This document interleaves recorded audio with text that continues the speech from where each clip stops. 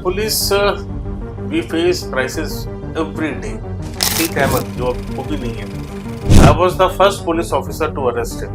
He had never been arrested before that. तो पूरे Hunter के निशान थे पूरे बॉडी में, गार्ड थे पीछे पूरी तरीके से था. इस टाइप का उसका आतंक और दुर्दांत था. मैं वर्दी में देख के मुझे थोड़ा सा परेशान हो गया क्योंकि सब खैरियत तो मेरे साथ. Atiq Ahmed arrested Mission Nagar. The best way to prepare was I gave up my vehicle. मैंने एम्बेसडर छोड़ दी, जिप्सी छोड़ दी और साइकिल से चलना लग पड़ा. दौड़ते दौड़ते अपराधी सूत्री बम बनाता जाता, पुलिस पर फेंकता जाता. I gave them a slogan कि बम से नहीं बैट बॉल से खेल. तो आई टूक a very big risk.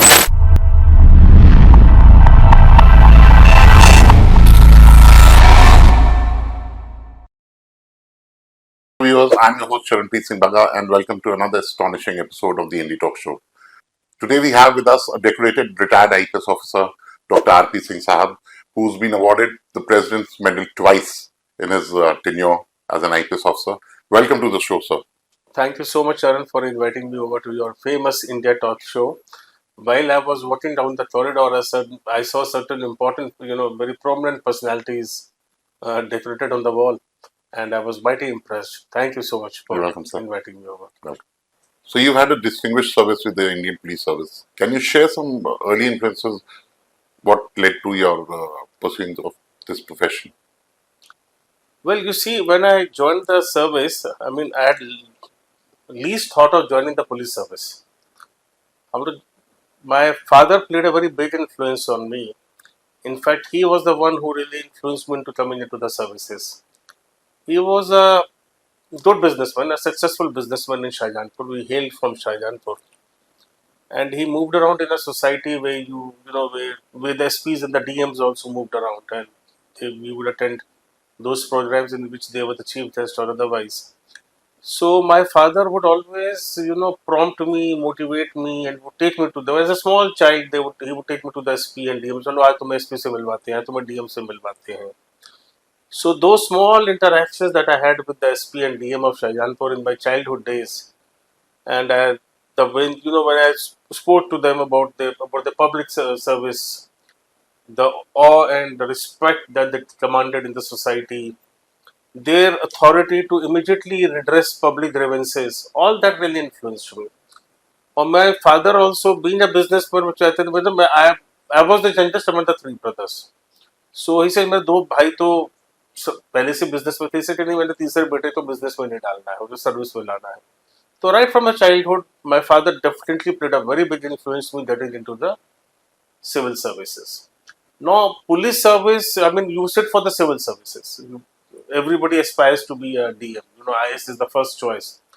But एक कॉमन सर्विस होती है, एग्जाम होता है. UPSC is a common exam for various services. IS है, IPS है, IFS है, रेलवेज है, रेवेन्यू सर्विसेज है. डिपेंडिंग अपॉन जो मेरिट आपको सर्विस मिलती है. तो when you are sitting for the examination, आपके माइंड में नहीं होता कि आप पुलिस ले बैठ रहे हो. You are sitting to be in the list, in the exam. In the list, you should be in the final list. So when I got into the service in my second attempt, so my ranking in the IPS was very high, and I saw that I was getting my own home state. मेरा UP मेरा state है और मुझे अपना home state ही मिल रहा था, नहीं तो आपको कहीं दूसरे स्टेट में जाना पड़ता. तो इसलिए मैंने फिर दोबारा अटेम्प्ट दिया. I satisfied with the IPS and I was very happy because I had met a lot of SPs in the past who are very fine officers and they were able to do a lot of public good. So I stayed on in the police service and that's how I joined the IPS. Looking at your resume, you've had a mind-blowing resume, very impressive. और आपने as DG कई departments में काम किया, कई departments में आप रहे. What was the most challenging of all the departments? Charan, actually, you see, police service as such is a very challenging service. और हर रोल अपने आप में बहुत यूनिक होता है. And UP being such a large state, and UP police being such a large force, in fact, बड़ा interesting है कि UP police is the largest police force not only in India, but it is the largest police force in the world. Achha. And UP is the fourth largest. If you see country-wise, there are only 3 to 4 countries which beat UP in population. And UP being such a huge state, there is so much of diversity, variety. Bundelkhand, Uttaranchal नहीं है पर उत्तरांचल भी था, eastern UP, western UP, central UP, different cultures, different issues. और इसमें इस UP में अपराध बहुत होता था पहले, अब बहुत कंट्रोल में है। You had communal tensions, caste divisions, labour problems, students agitations. बहुत सारी यूनिवर्सिटीज हैं, Allahabad University, Aligarh University, you often heard of problems there, Banaras Hindu University. And then I also looked after the Naxal problem when I was IG Varanasi zone. So I was nodal officer for UP state for Naxal operations. We had Mirzapur, Chandauli and Sonbhadra, which were Naxal affected. So each role was very challenging. And there were occasions when and no two situations are the same. So, but definitely, yes, some of the most important challenges have been to control communal riots. You had Babu Arak, those are Detroits. When in Muzaffarnagar, you had a lot of criminality, kidnapping for ransom, extortions. So each city, each posting gave you different challenges, and you really had to live up to them. Sir Mau riots कहते हैं बहुत out of control हो गए थे। I would not like to name the gentleman, the mafia. आप उस समय वहां पे पोस्टेड थे कि आप बाद में वहां पे? नहीं, जब राइट हुए तब हम पोस्टेड नहीं थे। जो राइट के समय जो एसपी, डीएम और डीआईजी कमिश्नर थे वो सब सस्पेंड हुए। जब 5 दिन तक राइट चलता रहा और कंट्रोल नहीं हुआ, तो फिर जो बताते हैं कि वहाँ में राज्यपाल महोदय ने चीफ मिनिस्टर को बुलाया था और बोला था कि यदि राइट्स अगले 48 आवर्स में कंट्रोल नहीं हुए तो यहाँ पर प्रेसिडेंट रूल लग जाएगा। तो उसके मद्देनजर फिर चीफ मिनिस्टर ने बड़ा हार्ड डिसीजन लिया। 4 ऑफिसर सस्पेंड किए, 4 हैंडपिक्ड ऑफिसर्स लिए उन्होंने, जिसमें मैं डीआईजी था, और वहां पर पहुंचाया। पर हम लोग की चारों ऑफिसर्स की कुछ रेपुटेशन ऐसी थी और हमारी सख्ती इतनी थी, वहां पर जाते ही हमारे पहुंचते ही और within 12 hours we were able to control the riots. और जिस माफिया की आप नाम ले रहे हैं वो उसी दरमियान सरेंडर किया था, मतलब वो भाग गया था वहां से। फिर पुलिस प्रेशर में वो सरेंडर हुआ, मैं उस समय वहां पोस्टेड था, और तब से वो जेल में ही रहा, वो जेल से बाहर नहीं आ पाया। और उसकी फिर अभी पिछले साल जो मौत हुई है या अभी कुछ में, वो फिर जेल में, तब से वो जेल में ही था। क्योंकि माओ राइट्स में जितने फुटेज, जितना हमने देखा या जितना सोशल मीडिया बहुत एक्टिव नहीं था, बहुत भीषण राइट्स थे। हाँ। और बस्तियां की बस्तियां जली थी और दर्दनाक था बिल्कुल। तो वो माफिया जो थे वो ओपन जिप्सी में खड़े होके used to, ये पहले शुरुआत ऐसी हुई थी, वेरी टेरराइजिंग। शुरुआत ऐसी हुई थी। तो पुलिस को डर नहीं लगता था उसको अप्रोच करते समय? प्रभाव था उनका, उस समय प्रभाव था। यू सी माफिया के बारे में जो मैंने देखा है, ऐसे ही मैं बताऊं, अतीक अहमद जो अब वो भी नहीं है, I was the first police officer to arrest him. He had never been arrested before that. उसकी इतना डीप नेक्सस था पुलिस में और हाई कोर्ट में स्पेशली, वो सरेआम वारदात करता था और फिर हाई कोर्ट से स्टे ले आता था। दबिश पड़ती थी तो वो वहां से हट जाता था। और मैंने, और एक बार बताते हैं, मेरे से पहले के प्रेडिसेसर थे जो बाद में यहाँ पर डीजीपी बने, और वो जब उन्हें अरेस्ट करने पहुंचे थे तो वो अरेस्ट हुआ, बट इतनी भीषण वहां पर वो पत्थरबाजी वगैरह चली थी, उनको मजबूरी उनको जिप्सी से वापस छोड़ना पड़ा। He had to be released on the spot. और फिर हमारे टाइम में भी जब मैं पहुंचा हूँ 1991 में एस एसपी सिटी, तो उसका बड़ा आतंक था। तो ऐसे समय में आप सोच लीजिए, उसका एक दुश्मन था छम्मन, जिसे उसने बॉम्बे से उठवाया। और बॉम्बे से उठवाकर जैसे उसने बॉम्बे से उठाया तो टेलीग्राम, उस समय टेलीग्राम पढ़ती थी, आज तो ईमेल्स है, व्हाट्सएप है, मोबाइल है, उस समय टेलीग्राम पढ़ता था। तो टेलीग्राम पढ़ था कि छम्मन को उठा लिया गया है, और वो हम लोग को भी पहुंचा। अब अतीक अहमद के पास बहुत सारा विकल्प था कि रास्ते में कहीं उसको मार दे अपने दुश्मन को, और रास्ते में जंगलात है, मध्य प्रदेश है, बहुत लंबा डिस्टेंस है, कहीं पर भी मार के उसकी बॉडी को वो छोड़ सकता था। But he brought him to his den in the city, bashed him nice and proper, and then killed him। और सरेआम उसकी दिन दहाड़े उसकी बॉडी उसने शहर में छोड़ी, केवल एक मैसेज देने के लिए कि मेरे साथ जो भी दुश्मनी करेगा उसका यही एंड होने वाला है।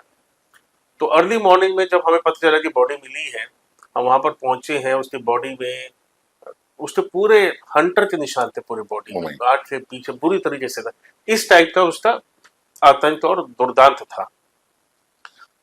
रेड मारने में प्रॉब्लम भी होती थी कि उसको जो है पुलिस वालों से, लोकल पुलिस वालों से पहले ही पता चल जाता था। तो मैंने फिर एक स्ट्रेटेजी बनाई और उस स्ट्रेटेजी के तहत, अच्छा उस समय बाबू कल्याण सिंह जी चीफ मिनिस्टर थे and he was a very good chief minister, very honest, upright and no nonsense chief minister.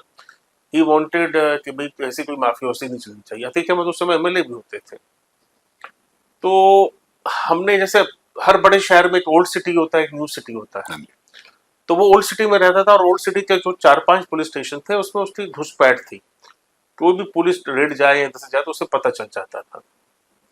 तो हमने नए शहर की सारी पुलिस वालों को इकट्ठा किया। I did not use the wireless set at all, no wireless set.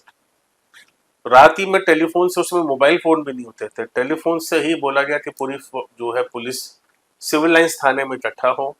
हमने ऑफिसर्स लिए, 2 कंपनी पीएसी इकट्ठा करी और सुबह 4:30 बजे जब पहुंच गए तो सबका वायरलेस सेट का चैनल बदल दिया गया। जो मेन चैनल चलता था सिटी का, चैनल बदल दिया और बोला कि इसी में वो सबने रहना है। And then we raided his den. There were 2 dens. So I constituted 2 parties. One party went to his village den, the other one went to his city den. And with large police force, he was not found in his city den. अपने village Dane से भी जो उसका था वहां से भी वो हट गया था, पर वहां के मुझे एसपी ने तुरंत फोन किया कि सर यहाँ पर उसकी वायरलेस पे बोले सर तुरंत चले आइए। तो जब हम पहुंचे वहां पर तो उसका बिस्तर जैसे ताजा बिस्तर नहीं होता, चादरें वादरें पड़ी हुई है। He used to wear a typical cap, वो भी वहीं पर पड़ी हुई थी, जैसे जल्दबाजी में छोड़ के वो भागा है। Then we started a house to house search in that village and we managed to find him within 20 minutes from one of the villages. Thankfully one lady ने इशारा कर दिया कि इस छत पर छुपा हुआ है। तो चुपचाप उसने इशारा किया तो हम लोग वहां पर पहुंचे, वो अरेस्ट हो गया। फिर हमने उसको जेल भेजा and that was the first time and this operation took place by 6 AM। मैंने एसएसपी को भी नहीं बताया, ना डीआईजी आईजी, सब बैठते थे प्रयागराज, उस समय इलाहाबाद होता तब तो प्रयागराज है। मैंने 6 बजे जाके एसएसपी को उठाया। मैं वर्दी में देख के वो मुझे थोड़ा सा परेशान हो गया कि सब खैरियत तो। मेरे साथ Atiq Ahmed arrested, mission accomplished, was very happy. By 8 AM, the chief minister had called me up to congratulate me. So that is how it really happened. पर ये मैंने देखा जितने भी ये माफियाज होते हैं इनके पॉलिटिकल कनेक्शन उसमें बड़े अच्छे होते थे और पुलिस में भी इनकी घुसपैठ रहती है लोअर लेवल्स पर। ये अनफॉर्चुनेट है। Which is, I'm sure, a very big challenge for the senior officers, for the IPS officers. Yes, definitely. I mean, but you know something, at every level there is honesty. IPS officers तो खैर अपने reputation के माने ही जाते हैं। Environment business हमारी government ने अब जैसे, but it all depends upon the kind of political leadership भी है। अब मौजूदा 10 साल में देख लीजिए जो हमारे जो चीफ मिनिस्टर चल रहे हैं, कितना कंप्लीट चेंज आ गया है। कहीं पर भी यूपी में अब माफियासो जो बदनाम था, आज माफियासो नाम की कोई चीज नहीं है। यूपी में लॉ एंड ऑर्डर बहुत ही उम्दा है। So everything depends upon the leadership, the political leadership जैसी होगी, वो जितनी मजबूती दे देती है उतनी मजबूती एग्जीक्यूटिव और पुलिस वाले ले लेते हैं। आई थिंक इससे जो छोटे लेवल के माफिया हैं, जो गुंडे हैं गली में, मोहल्लों ये तो में, अपने आप ही सरेंडर हो ये जाते अपने हैं, आप ये तो अपने surrender आप हो ही जाते थाने पर चल के भाई साहब हमें माफ करिए, हमें जेल भेजिए। मैं एक न्यूज देख रहा था कुछ दिन पहले आज तक में, उसमें sir there was this criminal who was asked to leave, उसको जेल से निकाल दिया गया था, उसको रिहा कर दिया गया था और वो कहता मुझे जेल में वापस डालिए क्योंकि मैं जाऊंगा और 10 किलोमीटर के अंदर आप लोग मुझे मार देंगे। उसके अंदर वो फियर था। यू नो फियर समटाइम्स जब jail is considered the safest place for a mafia और फॉर अ क्रिमिनल, क्योंकि वहां पे कम से कम कोई मारने वाला तो नहीं आएगा ना, बचे हुए रहेंगे ना। बाहर जाएंगे तो उसके दुश्मन मार दे, पुलिस मार दे, भारत पता नहीं है। तो ये रहता है, तो वो डर उनके अंदर फियर है, डर फियर है। फियर है। And this fear has come about, this change है। तभी तो आज यूपी में देखिए इंडस्ट्रीज आ रही है, आर्थिक विकास हो रहा है, इकोनॉमिक डेवलपमेंट कितना अच्छा हो रहा है, इंडस्ट्रीज आ रही हैं, यूनिट्स आ रहे हैं, नई कंपनीज विदेशों से यहाँ पर सोच रही हैं। सेंचुरी प्लाई और बड़े, मतलब मुझे बड़े हैरानी हुई कि हरदोई में, पड़ोसी जिले में बहुत सारी इंडस्ट्रीज आई हुई हैं।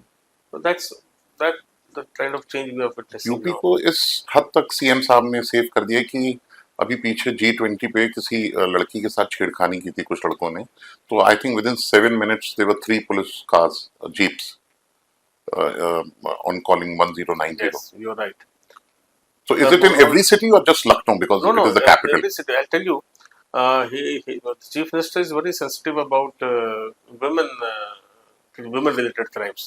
इसी वजह से उन्होंने 1090 जो स्पेशल हेल्पलाइन है 1090 वो चला रखी है, प्लस पॉइंट पोस्ट लगाए हुए हैं।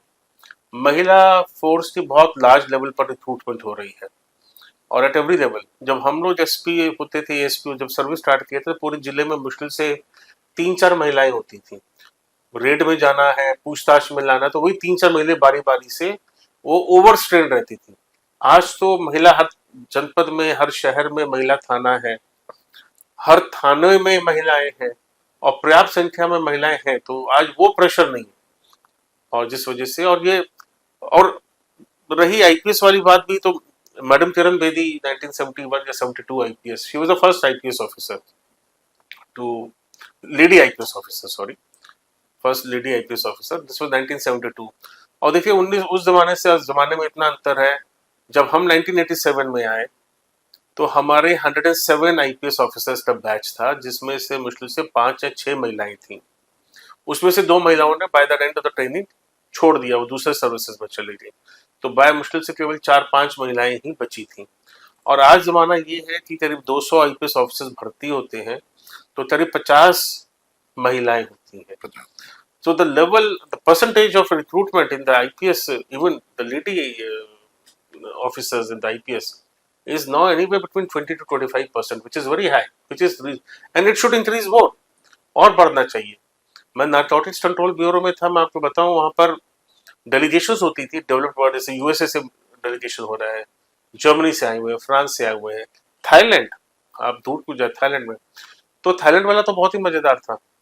वो 15 मेंबर डेलीगेशन सामने वाले टेबल पर, 15 मेंबर इंडियन डेलीगेशन इस तरफ, और 15 जो हमारी तरफ है उसमें 2 महिलाएं हैं, और उधर जो 14 महिलाएं और 1 जेंट्स।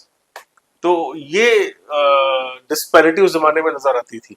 पर अब धीरे धीरे जमाना बदल रहा है, वुमेन एम्पावरमेंट का जमाना है, and I am sure things are improving. Thailand का एक रीजन और भी है sir, because they have their production rate is for female, the fertility rate is quite high. Well, I will not go into the medical reasons, but there is more awareness about बच्चियों को लोग पढ़ा रहे हैं आज, बच्चियां पढ़ रही हैं। पहले तक की बच्चियां तो पढ़ाना नहीं है।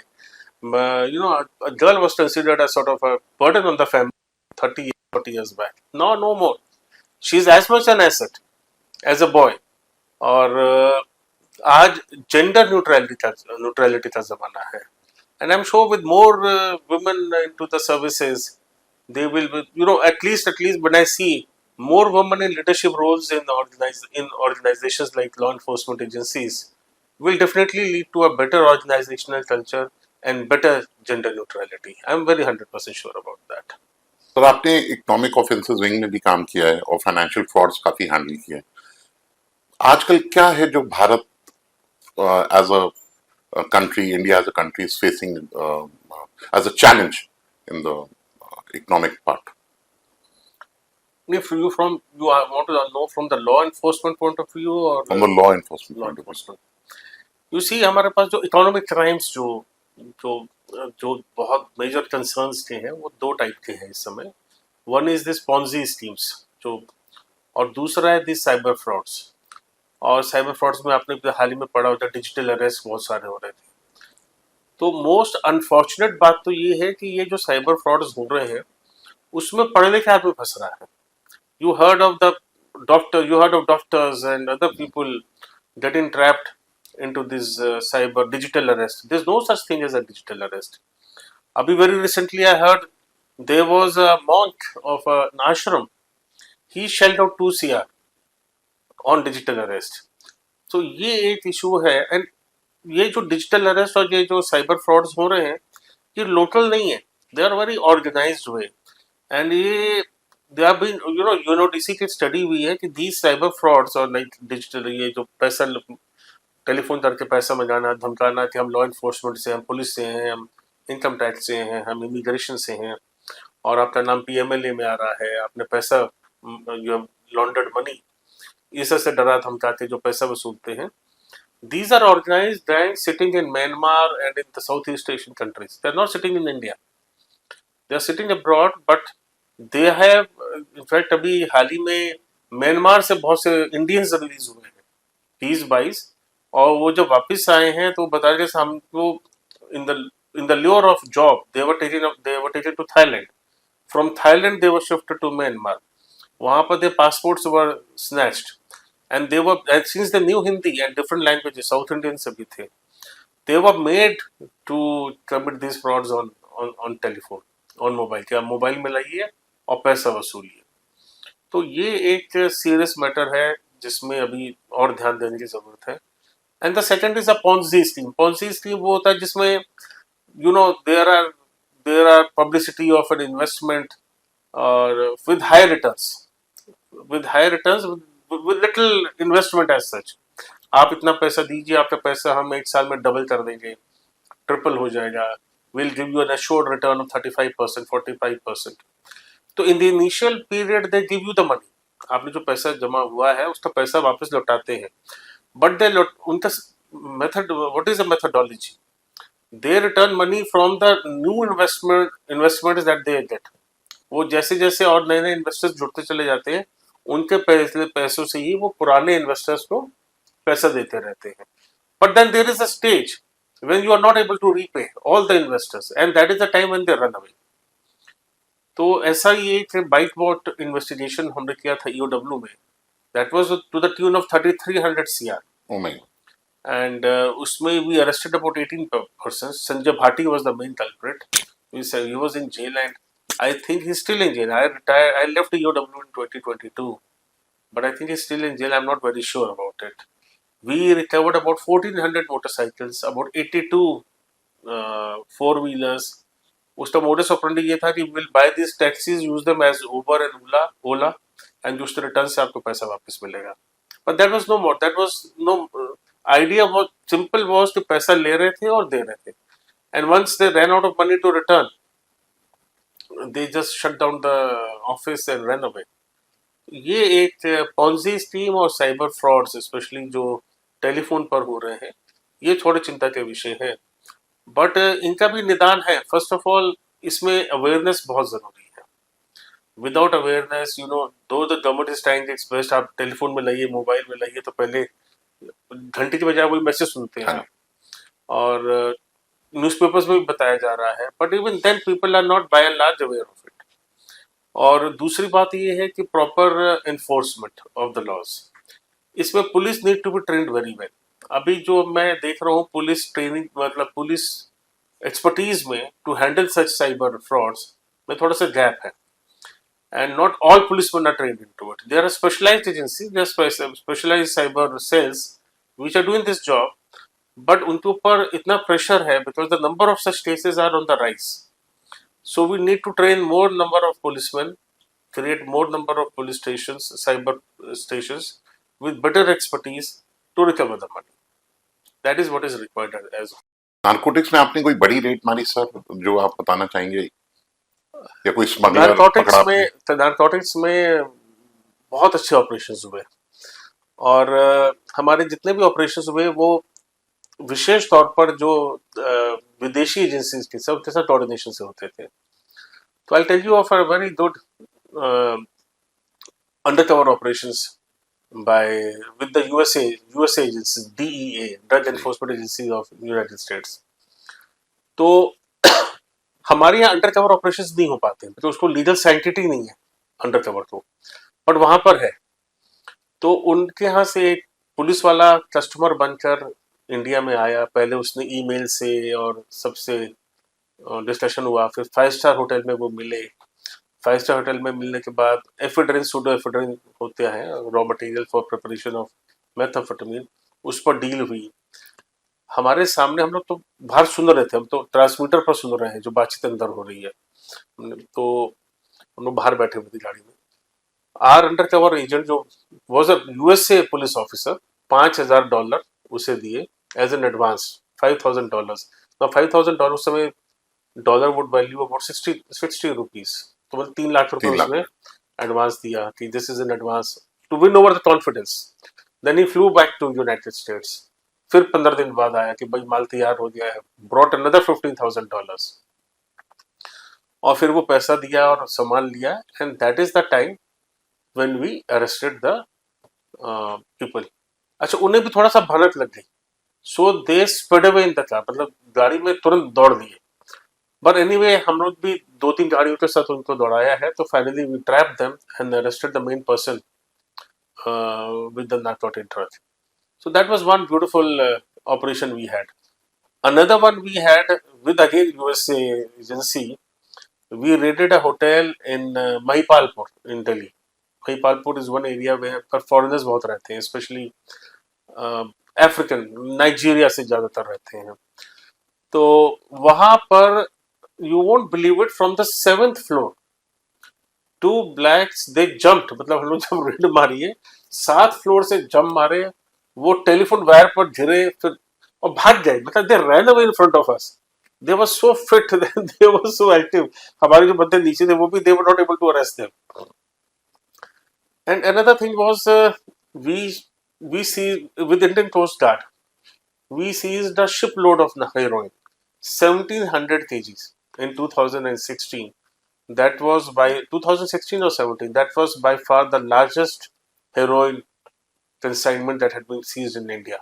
उसके बाद अब तो थोड़ी सी और हुई है बड़ी भी, पर उस समय at that point of time ये हेरोइन अफगानिस्तान से चली, ईरान पर पहुंची, ईरान चाबहार पोर्ट पर ये वो एक शिप में, और वो जो धाउस चलती हैं, इट वाज एन धाउस चलती हैं जो basically dhows are mid size ships, जिसमें आदमी ले जाता है, डोंकीज ले जाता है, ये सब चीजें, you take goats for what call as a meat over there. तो चाबहार पोर्ट पर, मतलब पोर्ट पर नहीं पर ऑफ द पोर्ट, वो सारा हेरोइन जो है कंसील किया गया इन अ शिप. 5-6 दिन में कंसीलमेंट हुई उनकी. बड़ी कंसीलमेंट भी बड़ी मेहनत से होती है, जैसे इन दरवाजे इस पर्दे के पीछे कर दिया, छत के नीचे डाल दिया, पाइप के नीचे अंदर छुपा दिया. ऐसा नहीं कि यहाँ पड़ा हुआ है या इसके नीचे पड़ा हुआ है. Concealment takes a proper 5 to 10 days. The most concealed as luck would have it, वो जो वेसल था दैट उसमें जो मेन क्रू था, there were Indian crew members. There were 4 to 5 Indian crew members and 2 Pakistanis. और वो चले थे, that ship was supposed to depart from Chabahar for Egypt. तो इनके मन में तो मालूम था कि इतना पैसा, इतना करीब हीरोइन है जिसकी value in thousands of crore है. तो ये वहां से चले हैं. तो ये 4-5 जो इंडिया वाले थे, दे मेड अ स्ट्रेटेजी कि इसको डाइवर्ट करके हम ले आते हैं टुवर्ड्स इंडिया. और रास्ते में, अच्छा, वो जो ईरान वाले थे, जो बेस्लिंग के जो हैंडलर्स थे, जो वो ईरान बेस्ड थे, तो उन्होंने अपने 2 पाकिस्तानियों को भी रखते कि भाई नहीं, इंडियंस पर थोड़ा सा नजर रखना, भरोसा नहीं है क्या कर दे. These 4 hashed and they killed those 2 Pakistanis और उनको समुद्र में फेंक दिया. So now they had full command over the ship, all these 4 to 5 Indians. And when these ships sail, you have satellite phones also. उनके satellite phones चलते हैं, mobile तो चलने नहीं वाला है, तो उनके अपने कंट्रोल वायरलेस सिस्टम्स होते हैं, but then they have satellite phones. तो सैटेलाइट फोन से one of the guys rang up his friend और brother maybe in Bombay कि भैया मेरे पास इस तरह से शिप है, इतना सामान है, आप बताओ कहाँ पहुंचना. तुम आदमी, हम लोग 5 दिन में 3 दिन में पहुंचने वाले हैं, तुम इस तरह बेचने की तैयारी करो. और उसे ये नहीं पता था कि सैटेलाइट फोन इंडिया में प्रोहिबिटेड है. Only permissible people. आप सैटेलाइट फोन इंडिया में जब भी चलता है तो हमारी जो NTRO है, एजेंसी है, उनके रडार में आ जाता है. मतलब आपके पास फोन पर कहीं सैटेलाइट फोन आएगा तो your phone will be immediately tapped. It is like that, which he did not know. तो वो नेचुरली वो जो बॉम्बे वाले फोन पर जिस पर बजा वो रडार पर आ गया. रडार पर आया तो they were inform, Indian coast guard को बताया. तो फिर जब वो आ रहे थे, and then when they reach the Indian territorial waters, so then Indian coast guard surrounded the ship, brought them to the shore. फिर हमको भी NCB वालों को भी we got involve, because Indian coast guard can only seize, अब इसमें तो proper investigation होनी है. Indian coast guard seize that ship and we were informed. I flew from Delhi to Porbandar, and I was there for 10 days. Supervised. We in front of us we searched the entire ship, found out the entire. We discovered the entire heroin.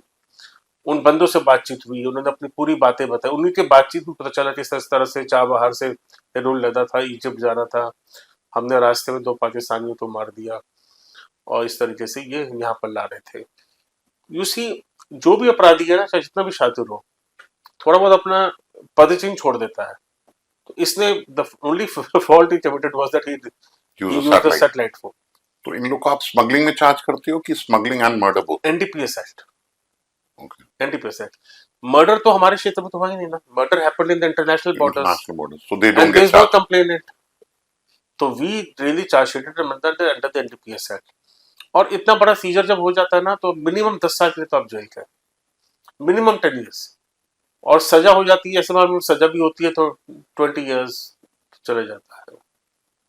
So that was one interesting case that we supervised. A third one, the last one I will tell you. This was with the Australian police.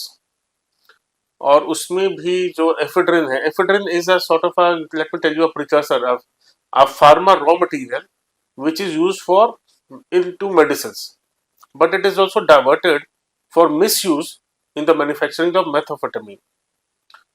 तो ये जो pseudo ephedrine थी, वो rice के साथ mix up करके सतीश बंसल नाम का एक्सपोर्टर था हरियाणा से. He shipped that about 3800 bags of rice, basmati rice. वो अच्छा बिजनेसमैन था. उसमें उसमें 10-15 बोरियां उसने वो एफिड्रिन मिलाया बीच बीच में और उससे ऑस्ट्रेलिया भेज दिया. तो naturally his numbers were under surveillance. Australian police was also under surveillance. We held a joint operation.